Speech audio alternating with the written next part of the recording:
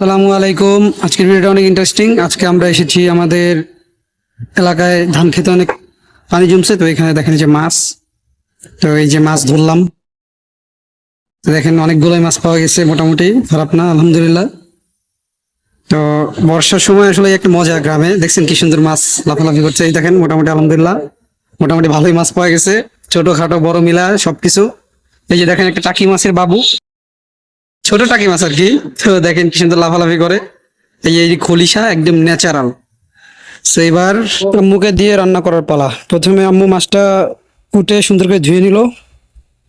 তো এই যে পুরোপুরি ধোয়ার প্রসেস কমপ্লিট। তো এবার পেঁয়াজ আর হচ্ছে কাঁচামরিচ দিয়ে, রসুন দিয়ে দিয়ে তারপর হচ্ছে লবণ দিল, তারপর হলুদ দিল, জিরার গুঁড়ো দিল, তারপরে হচ্ছে একটু তেল দিয়ে সুন্দর করে এটা হচ্ছে মাখাবে।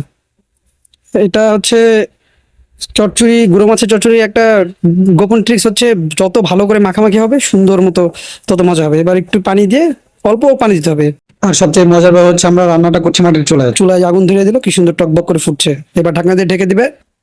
তো ফাইনালি এই দেখেন রান্না হয়ে গেছে, কত সুন্দর, ওয়াও, কি সুন্দর একটা ঘ্রাণ যে ছুটছে ভাই, সেই ঘ্রাণ। এবার খাওয়ার পালা। তো এই যে সেই খরিশা মাছ, কি বলবো, গাঙের মাছ, তাই এক্সাইটেড হয়ে খালি গায়ে খেতে বসে পড়লাম। তো এবার হচ্ছে খাওয়ার পালা।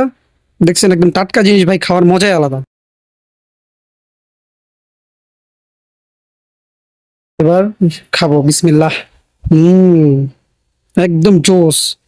মানে কি বলবো ভাই, এত স্বাদ, অনুভূতিটা একদম অসাধারণ।